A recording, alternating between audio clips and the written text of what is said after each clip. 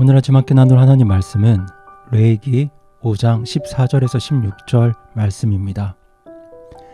주께서 모세에게 말씀하여 이르시되 만일 어떤 혼이 범법하고 알지 못하여 주의 거룩한 것들에서 죄를 지으면 그는 자기의 범법으로 인해 주께 범법 허물로 내가 정한 값대로 성소의 세겔에 따라 은 몇 세겔에 상당하는 흠 없는 수량을 양떼에서 가져다가 자기가 그 거룩한 것에 끼친 해를 갚되 거기에 5분의 1을 더하여 그것을 제사장에게 줄지니 제사장이 그 범법 헌물의 수량으로 그를 위하여 속죄할 터인즉 그가 용서받으리라.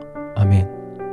저는 오늘 주의 거룩한 것들의 죄를 지었을 때 이스라엘 백성들이 드린 범법 헌물에 대해서 말씀을 나누길 원합니다.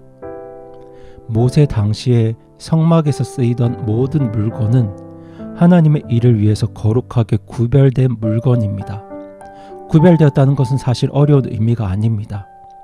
예를 들어 제가 가지고 있는 옷 중에서 특별히 예배를 드리기 위해 한 옷을 따로 정해두었다면, 그래서 평상시에는 그 옷을 입지 않지만 예배 드리는 날에는 그 옷을 입기로 정했다면 그런 행위를 가리켜 그 옷을 구별해 두었다라고 말할 수 있습니다. 이처럼 하나님의 일을 수행할 목적으로, 하나님께 드려질 목적으로 어떤 물건들을 따로 분리해 놓았을 때 영어로는 이를 set apart라고 하는데요, 이를 구별한다 라고 말합니다. 레위기 전반부에서는 그렇게 구별된 물건 자체를 두고 거룩하다 라고 말씀하죠. 성전이나 성막도 마찬가지입니다. 다른 건물보다 그것들이 더 튼튼하고 화려하고 보기 좋기 때문에 성전이라고 부르는 게 아닙니다. 성전 안에서 이루어지는 모든 일들이 하나님을 예배하고 하나님을 높이는 일이기 때문에 그것을 거룩한 곳, 그러니까 성막 또는 성전이라고 부르는 것입니다. 특별히 근본주의 신앙을 가진 침례 교도들은 구원받은 서로를 향해서 성도라고 부릅니다. 이렇게 우리가 서로를 성도라고 부르는 건 우리들이 불신자들보다 뭔가 뛰어나고 나은 사람들이어서가 아닙니다. 우리가 서로를 성도라고 부르는 것은 하나님께서 우리를 구원해 주셨을 때부터 우리의 삶이 주님의 영광을 위해 구별되어 쓰여야 하기 때문에 우리가 서로를 성도라고 부르는 것이죠. 구별된 존재라는 뜻입니다. 다만 오늘 본문에서 말씀하는 거룩한 것은 하나님의 일을 위해 특별히 구별된 물건들을 말합니다. 그리고 그 거룩한 물건들에 가시적인 해를 입혔을 때 자기가 입힌 손해보다 5분의 1을 더한 가치만큼 범법 헌물을 드리라고 말씀합니다. 오늘날로 말하자면 교회 기물을 파손했을 때 파손한 물건의 120%에 해당하는 헌물을 드리라는 말씀입니다. 하지만 저는 오늘 단순히 교회의 기물을 파손하는 것 이상으로 이 말씀이 의도하고 있는 영적인 원리를 설명드리길 원합니다. 오늘 말씀이 의도하고 있는 영적 원리의 본질은 하나님을 위해 구별된 것들을 자기 것처럼 생각하지 말고 자기 것처럼 사용해서도 안 된다는 뜻입니다. 사실 구약시대의 성막도 그리고 신약시대의 교회도 하나님의 사람들이 하나님께 드린 예물을 통해서 운영되고 유지가 됩니다. 그러나 우리가 하나님께 예물을 드렸으면 그것은 더 이상 내 것이 아니라 하나님의 것입니다. 교회는 세상의 해원제 클럽이 아닙니다. 해원제 클럽은 자기가 속한 단체에 회비를 내는 만큼 그만큼 서비스를 누립니다. 그것이 골프 회원권이든 호텔 회원권이든 아니면 사교 모임 회원권이든 그들이 회비를 내는 목적은 그 클럽에서 제공하는 혜택을 누리기 위해서입니다. 때문에 그들이 회비를 내는 목적은 누군가에게 드리는 것이 아니라 자기 자신을 위한 것이죠. 그렇게 회원제 클럽에 회비를 내는 목적은 자기 자신에게 무언가를 주기 위해서입니다. 하지만 성도들이 교회 안에서 드려지는 모든 것들은 하나님께 드리는 겁니다. 회원제 클럽처럼 내가 낸 비용으로 무언가를 누리기 위한 목적이 아닙니다. 그렇게 하나님께 드려질 모든 것들은 하나님의 일을 위해서 구별되어 사용되어야 합니다.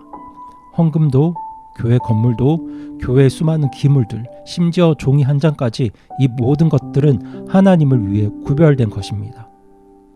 쉽게 예를 들면 옛날에 전화기가 없었을 때 교회 전화를 개인적인 용도로 사용하는 분들도 있었다고 합니다. 그리고 또 개인적인 용도로 복사기를 사용하는 분들도 있습니다. 오늘날로 말하자면 이런 분들이 범법 헌물을 드렸습니다. 물론 지금 제가 성도분들에게 교회 전화나 복사기 프린터를 개인적인 용무로는 절대로 사용하지 말라는 말씀을 드리는 건 아닙니다. 필요하다면 교회의 허락을 받고 얼마든지 사용할 수 있습니다. 다만 저는 지금 범법 헌물의 원리에 대한 이해를 돕기 위해서 예를 들고 있는 겁니다. 하나님을 위해 쓰여야 할 것들을 자기의 사사로운 목적을 위해 마음대로 사용했을 때 하나님께서 그것을 범죄로 간주한다는 사실을 알려드리려고 하는 것이죠. 크게는 교회 부서 운영비를 사용할 때 교묘하게 자기 유익을 위해 사용하는 그런 경우부터, 작게는 교회 시설과 물건을 개인 용무를 위해 아무런 거리낌 없이 자기 마음대로 사용하는 경우까지, 이 모든 것들을 하나님은 죄로 규정하십니다. 이런 경우에 하나님은 보상을 요구하는 제사를 명령하고 계신 것이죠. 하지만 오늘날 생각보다 많은 성도들이 교회 시설과 물건을 자기 것처럼 생각합니다. 아마도 교회를 회원제 클럽의 개념으로 생각하는 것 같습니다. 내가 헌금을 드렸기 때문에 이 모든 것들은 내 것처럼 사용해도 된다는 그런 생각이 있으신 것 같습니다.